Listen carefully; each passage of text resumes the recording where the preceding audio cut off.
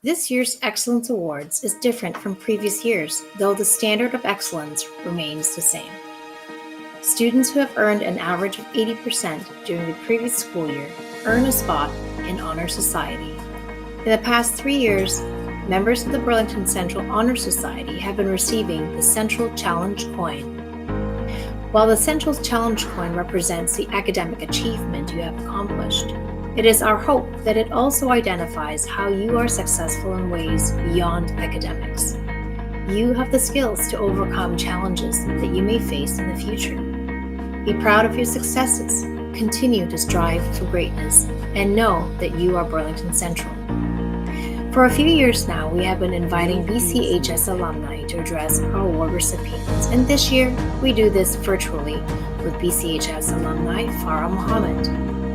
Farah is a graduate of the class of '89. She is the founder of Girls 20 and the former CEO of the Malala Fund. Girls 20 was launched to elevate the argument for increasing female labor force participation, and to that end, an unwavering dedication to girls' education.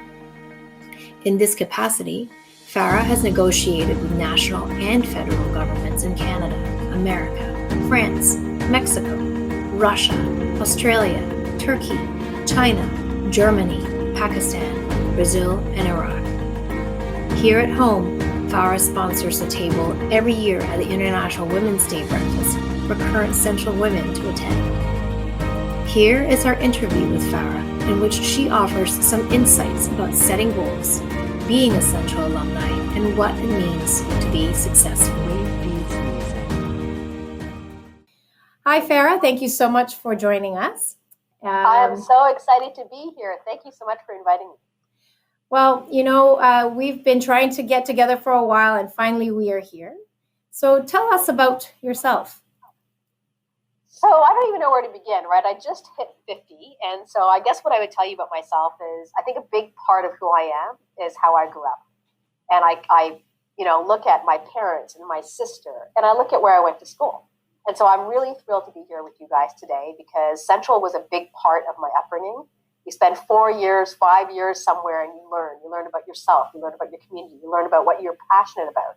And so for me, what am I about? I often describe myself as curious, creative, and crazy because all three of those C's have really led me down a really great path academically, in terms of the work that I've done and the people I've gotten to work with. So that's how I best describe myself.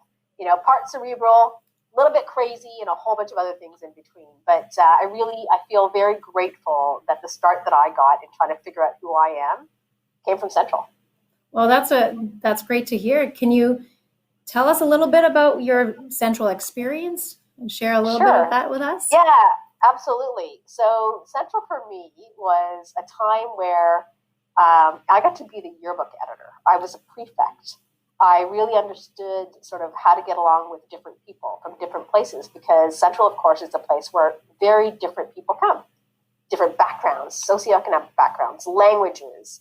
I also developed my love of football from that school.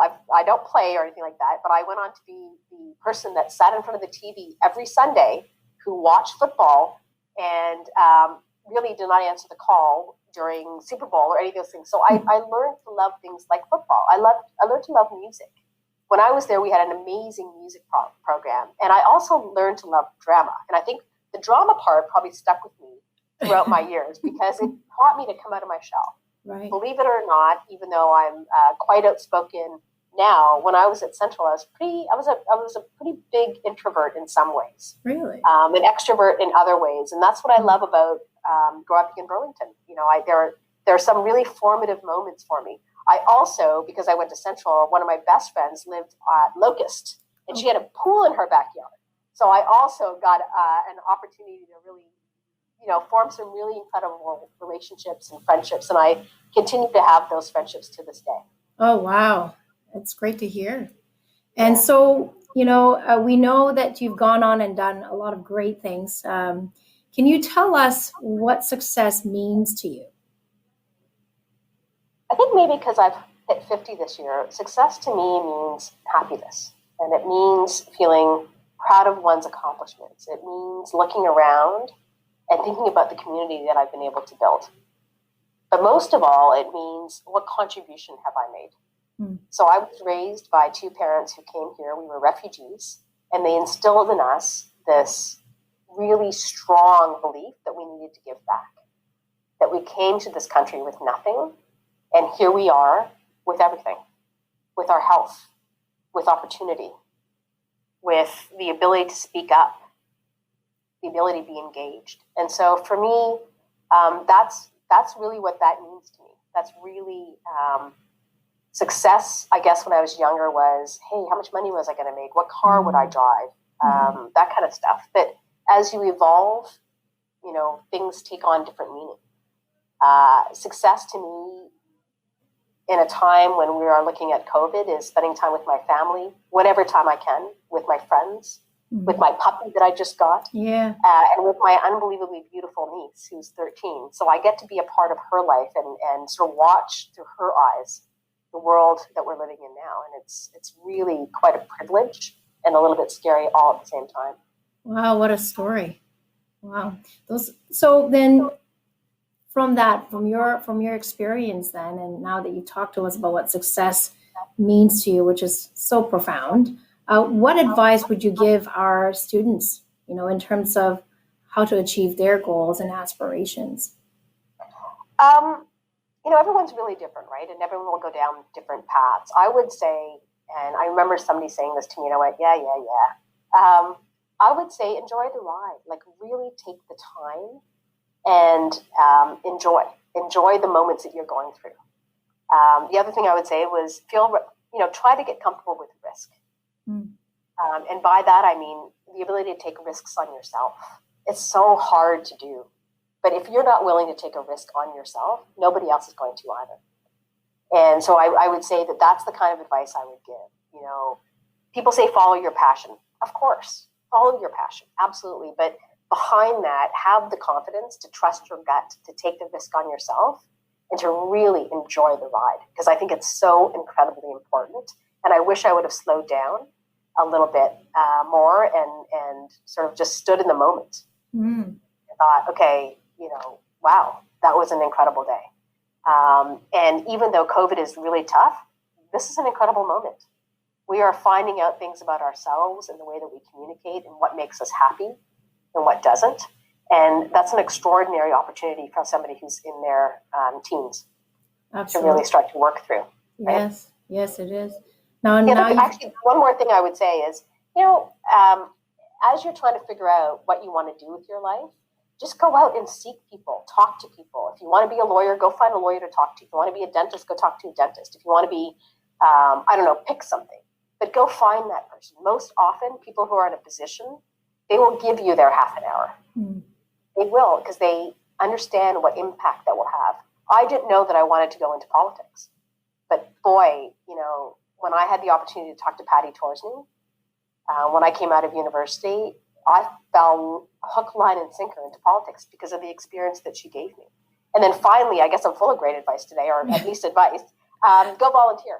Go volunteer. Go spend some time, really get an inside peek behind the curtain look at what you might want to do. So if you want to be a veterinarian, go and volunteer in a vet clinic. Find something that connects what you want to do with your actual volunteer experience, because you're going to learn a lot. And you're going to be thankful that you took that time out of your week to do that. Wow. So I'm going to go off script here. What was the biggest risk you took on yourself? The biggest risk I've ever taken on myself was when I would say two formative ones. One, I went to Queen's University after Central, and I think that was a risk because it was non-known for its diversity at the time. Most Ismaili kids, I'm Ismaili, it's a sect of being Muslim. They either are doctors or lawyers when I was growing up.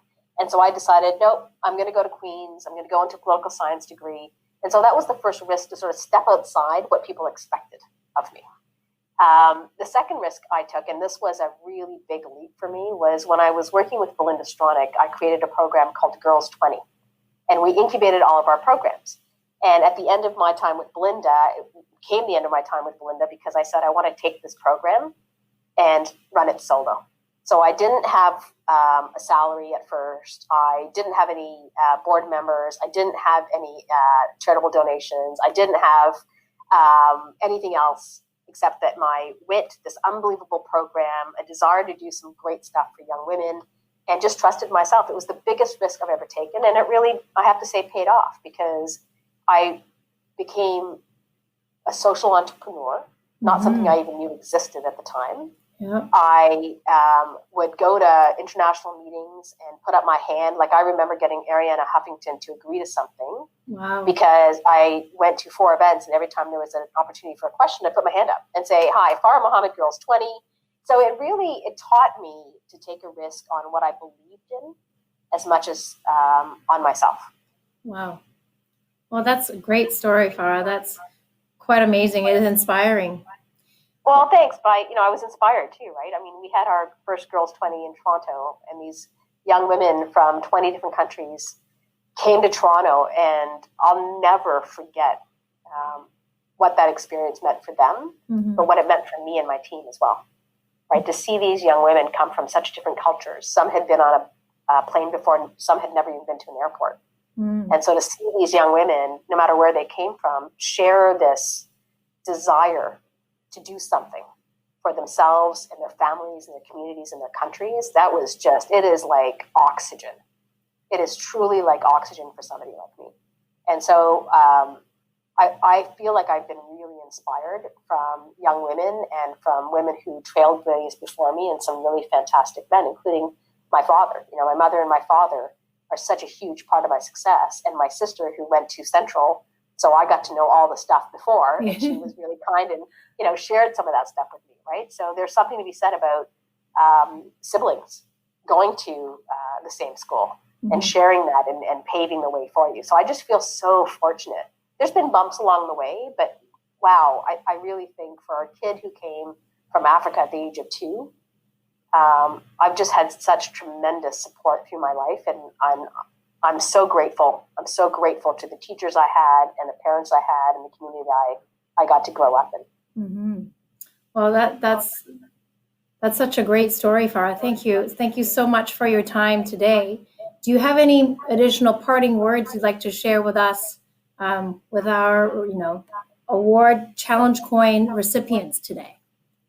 Yeah, I do. Look, I am so happy to be holding on to one of these. And for all those who are holding on to one of these things, I hope that they will pull it out from time to time in their lives, and they will run their fingers across it and remember what you feel like today.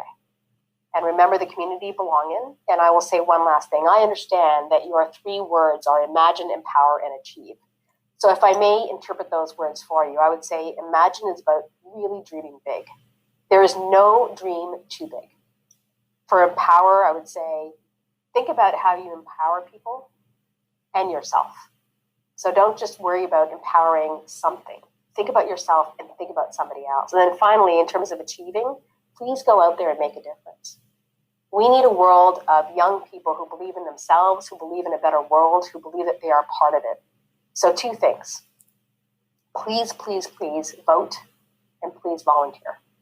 And thank you very much for letting me be part of your community. I am really thrilled to be part of this ceremony, and I hope one day to meet a lot of the students from Central. So thank you so very much for inviting me to be part of this. I'm really, really thrilled. Well, we're honored to have you here, Farah. Have a good one. Thank you. You too.